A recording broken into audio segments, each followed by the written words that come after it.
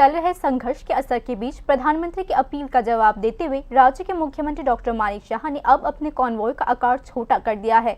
बुधवार को लिए गए फैसले के बाद गुरुवार से मुख्यमंत्री के कॉन्वॉय में गाड़ियों की संख्या कम करके 4 कर दी गई है। ईरान में चल रहे संघर्ष के नतीजे धीरे धीरे पूरी दुनिया में अपना असर डाल रहे हैं। इसी संघर्ष के असर के कारण भारत में भी अब आने वाले दिनों में ईंधन के गंभीर संकट की आशंका पैदा हो चुकी है। इसका देश की अर्थव्यवस्था पर भी बुरा असर पड़ सकता है।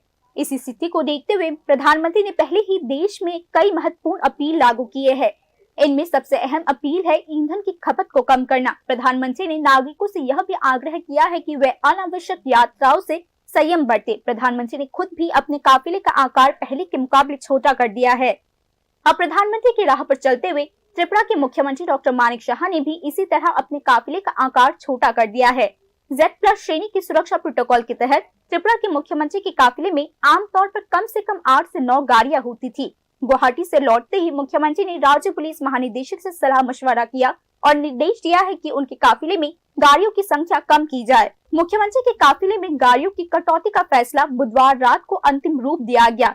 यह फैसला गुरुवार से लागू हो चुका है। राज्य के मुख्यमंत्री अब सिर्फ 4 गाड़ियों के काफिले के साथ सफर किया करेंगे। उनकी अपनी सरकारी गाड़ी और जिसके साथ सिर्फ 3 एस्कॉर्ट गाड़ियां चलेंगी। हालांकि पुलिस सूत्रों का कहना है कि काफिले का आकार छोटा होने के बावजूद मुख्यमंत्री की सुरक्षा के साथ किसी भी तरीके की कोई समझौता नहीं किया गया है। सुरक्षा के हित में पुलिस सिक्योरिटी विंग मुख्यमंत्री के साथ सार्वजनिक कार्यक्रमों और आवाजाही पर कड़ी नजर रखे हुए है। Bureau report, news now.